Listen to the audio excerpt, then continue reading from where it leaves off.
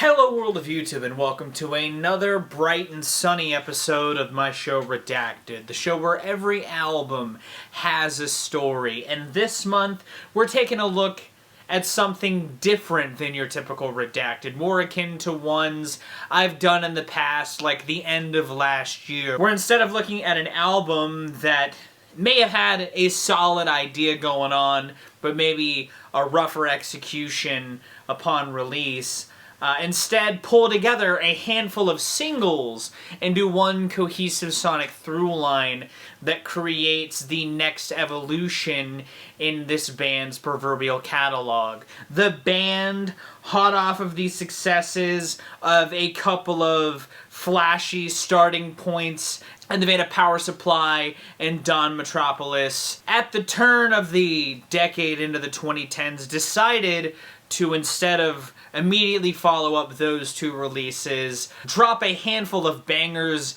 in the summer that wrought out some interesting ideas and collaborations that felt very of the times in hindsight. The band in question, chiptune rock outfit Anamanaguchi, and the releases I'm talking about are the handful of singles they dropped throughout 2010 that I'm pulling together into one tiny little project that I'm going to call My Skateboard Will Go On.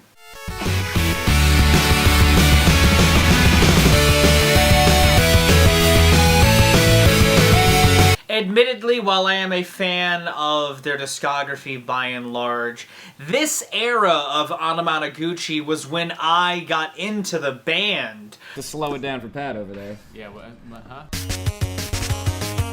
I had heard Airbrushed and Penpal and was hooked immediately. It's funny, one of the collaborations around this era was also a remix of a song from a mixtape that's also been on this show. The singles also brought out some other fun, just sonic excursions that were some dynamic uses of their chiptune sonic palette that, when pulled together, can create what I would argue is a very fruitful experience, given Power Supply and Don Metropolis aren't super long excursions on their own. I figured pulling these together into their own release was something that some of their fandom may have already done. I wouldn't be surprised, given Anamanaguchi are that kind of band. But I would argue this does a good job at expanding on some of the even bolder horizons and sort of scale-pushing horizons seen on Don Metropolis, while having just some catchy-ass, infectious,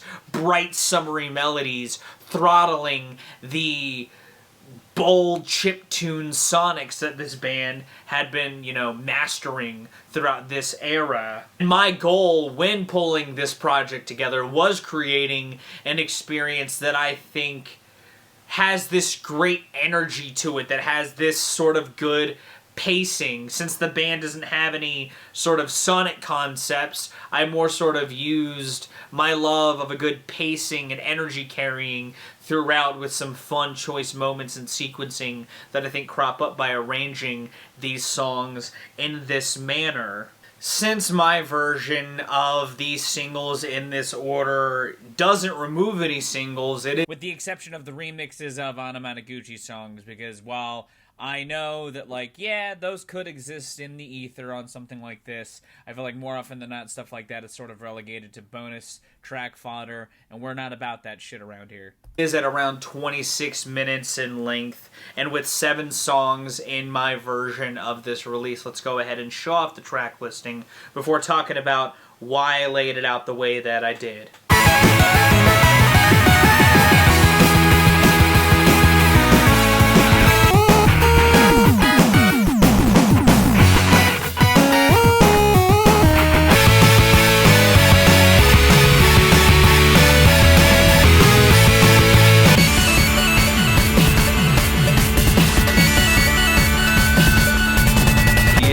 As if we care, we could eat Rockport, or we could just kick it like Rockport.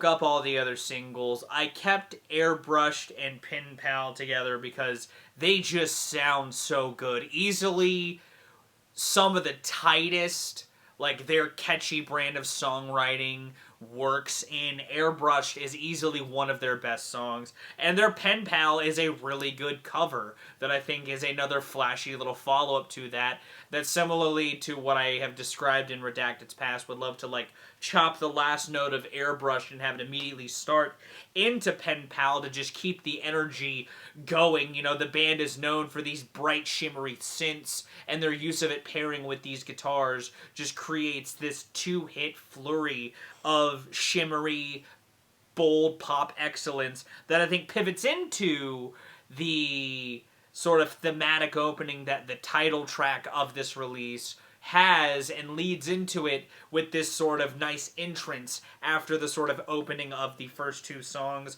I love the leads on My Skateboard Go On. It definitely feels like some expansions and flirtations and twists on the melodies seen on Don Metropolis, which I love Don Metropolis. I think it's easily their best release, but I think that My Skateboard Will Go On is a really good sort of burgeoning out from some of these ideas in a way that feels like a bit more directly than Airbrushed and Penpal, and I think is a fucking strong-ass jam that I think leads into Aurora really strongly, which is a nice sort of mood pivot, because that song has this sort of, like, well-harnessed, arpeggiated groove that I think creates a little more of, like, a forlorn or sort of dreary or tense feeling within the listener that I think pivots the sound really well while not losing the energy, because my whole goal for this 4-hit flurry was to have some fun little pivots, but to keep the energy at a 10, because that's what this band does best, especially during this era. But from there, I do sort of a little bit of a sidestep and pivot with a couple of more down-tempo jams in the vein of the Rainbow in the Dark remix that they did on the B-side of the My Skateboard Will Go On cover, and I think is a pretty fucking dope remix of a song that I really, really enjoy. I think that some of the synths that Das Races did on that song sort of match Anamanaguchi well anyway, and they replicate and expand on the instrumental of the song just wonderfully on their remix, and I think it fits the sort of summery mood that this sort of series of singles was trying to evoke, and I think is a nice sort of mood pivot back from Aurora in a sort of way. It has this nice shimmery outro that extends it a little bit longer than the original, but I think Das Races kind of bring the mood into a different realm from Aurora, and I think that it leads well in, like, there's a nice sort of transition between the Aurora and this remix that I think is pretty fucking awesome, honestly. But I wanted to keep that down-tempo mood sort of in check with Mess after that, because while we're sort of rounding the bend on this record, we've sort of been at a 10, and I wanted to sort of have this sort of little dancier, sort of mellow groove before kicking off in a flashy finish. But I think Mess, which was the last single from this era, is a really cool sort of more, again, just stomping groove focus that I think the band chops up with some cool synth and guitar play. I think the two sort of dance around each other really well, and I wanted to use this as sort of a late in the project sort of groove pivot. You know, it doesn't necessarily keep the energy from Rainbow in the Dark, but it's a fun little sidestep that the band dances into with some fun leads still sprinkled throughout its groove. But I think that its groove sort of burns out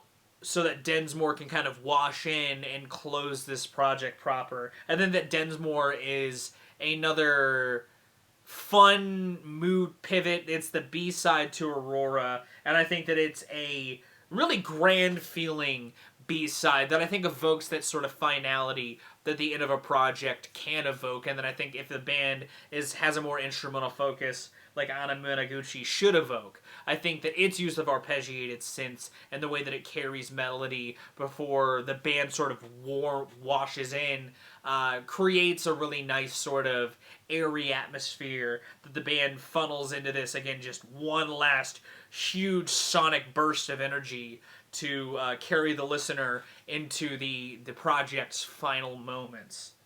And that would be my version of My Skateboard Will Go On. This Redacted, this summer special splash, it's a bit of a smaller release, but fear not, I've got some fun ideas on the horizons. This was more to sort of carry the theme of sequels in a sense of I've done stuff like Sleep mess every time in the...